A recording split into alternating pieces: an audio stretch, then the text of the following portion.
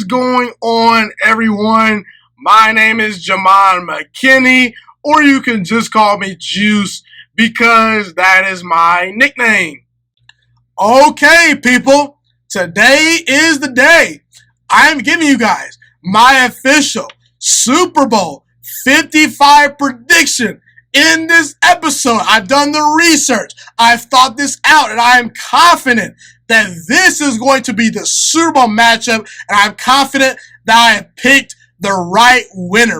Now, before I give my official Super Bowl prediction, here are the teams that I have in the playoffs this season. In the AFC, I've got Baltimore, Kansas City, New England, and Houston winning their divisions. Up next, I've got Buffalo, I've got Denver, and I've got Cleveland as my wildcard teams. I'm sorry for all the teams that missed out, but those are the teams that will be in the playoff picture in the AFC.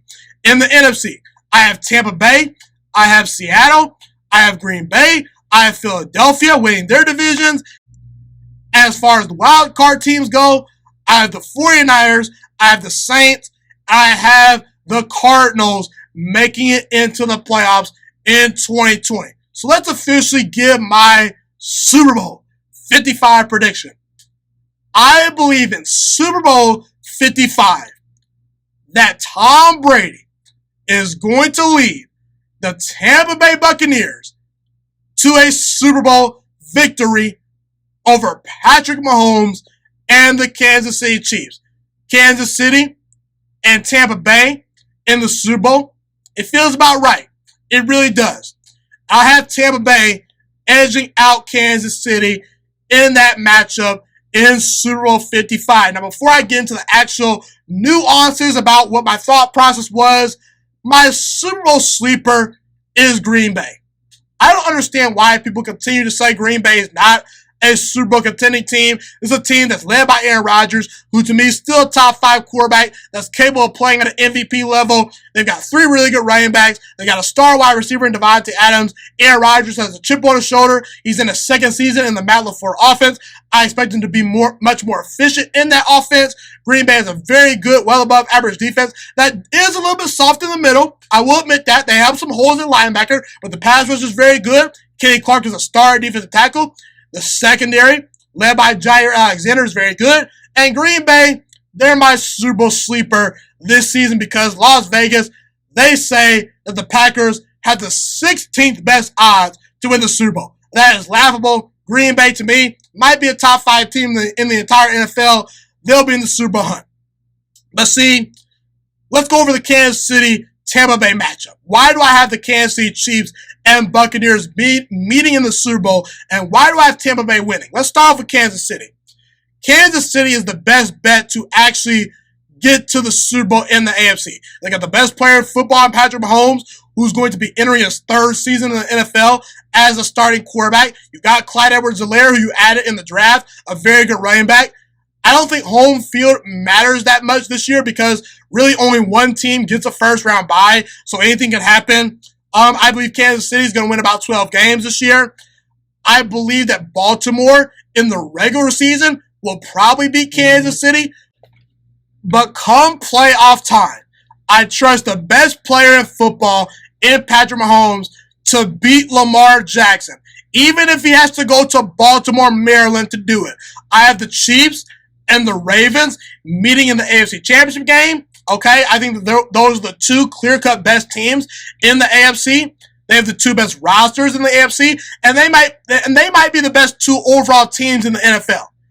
And honestly, while Baltimore is more complete on defense, and while they may have a better roster overall than Kansas City, I don't trust Baltimore to match up with Kansas City and to beat them in the playoffs.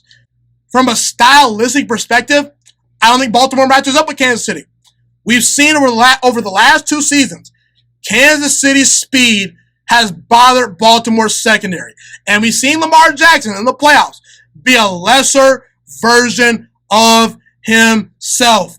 Lamar Jackson, for his career, has a 19-3 record in the regular season. 2 of those losses have come to Patrick Mahomes. Lamar Jackson, over the last couple years, has disappointed in the playoffs. Some of the criticism has been fair. Some of it has not been. But either way, until Lamar Jackson shows me that he can play at an MVP level in the playoffs, I can't pick him over the best player in football named Patrick Mahomes. And I believe Kansas City makes it back to the Super Bowl. I really do.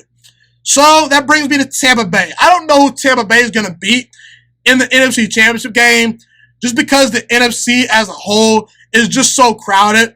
But I'm going to pick them to come out of that conference and win the Super Bowl for a couple reasons. Number one, this team last year won 7 games despite turning the football over 41 times and leading the NFL in penalties. They lost 6 games by 1 possession. And in a couple other games in which the score was kind of lopsided, it was mainly because of the turnovers and the score did not indicate how close the game was.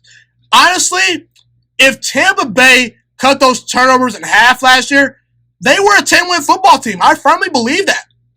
And I believe Tom Brady is the missing piece for this Tampa Bay Buccaneers team. Tom Brady is probably the most detail-oriented quarterback in NFL history. This team is super talented, but they lack a grown-up in the building. They lack a quarterback that pays attention to details. And Tom Brady, he's been a detail-oriented guy ever since he's been drafted. He was a 6th-round pick. He's never had Patrick Mahomes' arm. He's never had Aaron Rodgers' arm. He's never been the greatest athlete. But Tom Brady, he pays attention to detail. He does all the little things right. And Tom Brady, he's going to rub that off on his football team. Usually your football team takes on the personality of your quarterback. And Tom Brady, he's a great leader. I believe that his football IQ, his accuracy, his ability to read defenses, all those things will rub off on the Buccaneers and they will get to the Super Bowl as a result. This team is a 12-4 football team in my opinion. They have a high-powered offense led by Mike Evans, who's the top 5 wide receiver in all of football. Chris Godwin had a breakout season last year. He's a star in the making. You got Scott Miller. You drafted Tyler Johnson out of Minnesota, who to me could be a guy that comes in and contributes right away.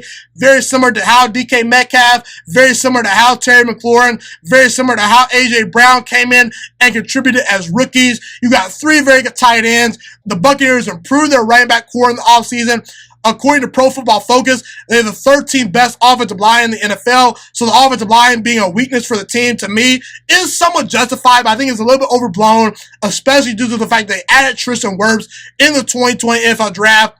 And listen, Bruce Arians is going to make the necessary adjustments. You don't bring in Tom Brady to run your offense, okay? You adjust your offense to Tom Brady. And I believe that if Bruce Arians wants to win football games, he will adjust his system, and I believe that Tom Brady is capable of playing at a high level within this offense. Listen, Tom Brady last year with below average weapons and a makeshift offensive line threw for over 4,000 yards, 24 touchdown passes, and 8 interceptions.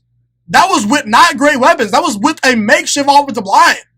Now Tom Brady has maybe the best supporting cast that he's ever had in his career, outside of maybe 2010 and 2007 when he went undefeated all the way to the Super Bowl in which he lost to Eli Manning. Tom Brady has support. He's got no more excuses. And I believe Tom Brady is going to ball this season. He's motivated. He's motivated to prove Bill Belichick wrong. He's motivated to prove all the doubters wrong to say Tom Brady, he's a system quarterback. He's no good. He's only good because of Belichick. Tom Brady hears all that noise. He's going to play very well this year. And keep in mind, the Buccaneers actually got production last year from Jameis Winston. Jameis Winston threw for 5,000 yards. He threw for over 30 touchdown passes. The problem was this offense was not efficient. All the Buccaneers need is an accurate distributor, and Tom Brady will be that guy. Now, the defense. Led by Todd Bowles, this defense, to me, is going to surprise a lot of people. I honestly think the Buccaneers defense might be the most underrated unit in the entire NFL. And honestly, if we're keeping it $150, this defense does not need to be an elite unit for the Buccaneers to go out and win games. If Tom Brady in this offense gets out to early leads, then that allows Shaq Barrett and JPP and Vita Vea and Ndamukong Suh to rush the passer. And Shaq Barrett last year had a fantastic season. He had 19.5 sacks last year. JPP, had 8.5 sacks. That's a very good pass rushing duo. Vita Vea and Ndamukong Suh are one of the best defensive tackle duos in the entire NFL. Levante David and Devin White are excellent at middle linebacker. That front seven is one of the best front sevens in the entire NFL. And while the secondary is a little bit questionable, I will admit they have some questions to answer. We saw last year the Kansas City Chiefs win the Super Bowl.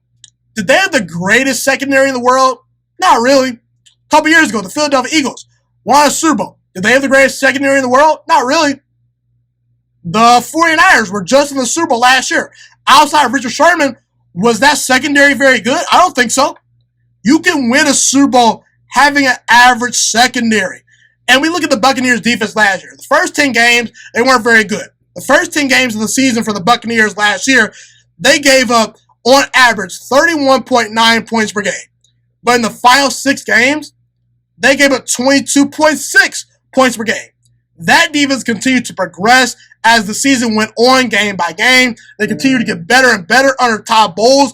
And Todd Bowles being the defensive coordinator for the second straight year, I believe that he's going to make that defense very, very good this year. And things will finally start to get put together on that defense. And for all you people that say the Buccaneers secondary is awful, according to Pro Football Focus, the Buccaneers secondary is ranked 16th in the NFL heading into this season. So it's an average unit. Antoine Winfield Jr., a very good-looking defensive back that was drafted this past year by the Buccaneers, he will add a spark to that secondary. He had 7 interceptions at Minnesota in his final season there. Jamel Dean had 17 pass breakups last year as a rookie. Sean Bunting and Carlton Davis are very good players. And I just love this Tampa Bay Buccaneers roster overall. I think their schedule is very manageable. I have them winning 12 games this year. They'll go 12-4. I have them splitting with New Orleans. I have them losing to Green Bay in week number 5 just because Green Bay gets them coming off a bye week. And I do think that Green Bay matches up very well with Tom Brady and the Buccaneers. Also, I have them losing to Kansas City in the regular season. And I have them losing at Atlanta. And also, in week 13 through 17 of the NFL season, the Buccaneers got huge breaks with their schedule. That is very key for an older, aging quarterback in Tom Brady because Tom Brady gets a bye week in week number 13. Then in week 14, you get the Vikings at home. And your only 2 road games are being played in domes versus the Lions and versus the Falcons. And I can make the argument that the Lions and Falcons have been 2 of the most disappointing teams over the last couple of seasons. Probably by week 15 or 16, they will probably be out of playoff contention. What does that mean? Those teams will probably be trying to tank for better draft picks. So Tampa Bay, their final 2 road games are played indoors, and they will most likely be playing against teams that will be looking to tank in the final couple weeks of the season. And you might think to yourself, why should I believe that the Buccaneers are going to beat the Chiefs in the Super Bowl? The sole reason why I picked the Buccaneers to beat the Kansas City Chiefs in the Super Bowl is because they get the Super Bowl in Tampa Bay. I believe in destiny when it comes to sports. We saw a couple years ago Peyton Manning go out on a final hurrah, winning a Super Bowl in his final game as a starter. And I think that destiny is on Tom Brady's side. Tampa Bay will be playing at home in the Super Bowl, and I believe Tom Brady will make history in that game by bringing home the Tampa Bay Buccaneers a Super Bowl while playing in front of their home crowd in Tampa Bay. I do believe the Chiefs are a better team overall than the Buccaneers, but I do think that Tampa Bay will have enough weapons to expose that Chiefs secondary. They're going to be playing in front of their home crowd, and they have just enough horses on that defensive line to make life uncomfortable enough for Patrick Mahomes. I think that they will win the Super Bowl as a result of all those things that I mentioned. So there you have it right there. I believe that Tom Brady and the Tampa Bay Buccaneers will win Super Bowl 55 over Patrick Mahomes and the Kansas City Chiefs. Thank you so much for watching this video today. Please also note that the Juice Alert Sports Podcast is not just a YouTube channel. It is available on all podcasting platforms, including Spotify, Google Podcasts, iTunes, and Apple Podcasts. Also, if you enjoyed this video, be sure to like, comment, subscribe, and share this content with all your friends. This podcast is my favorite thing in the entire world right now. It is my passion. And I want more people to listen to this podcast. I really want this podcast to grow. Also, a fun fact about me is that I want to go into the sports broadcasting and media world once I graduate from the University of Toledo, a college in Northern Ohio. I am looking to become one of the next great sports broadcasters and analysts out in the world. And I potentially would like to start my own network if this podcast really truly grows. Or if I fall short of that goal, I would love to work for a big time network like ESPN or Fox Sports 1. I am open to all networks. So if you believe in my dreams and you see or hear my passion through the screen, be sure to tell all your friends about the Juice Alert Sports Podcast. Stay motivated, you guys. Have a God bless day, and I'm out.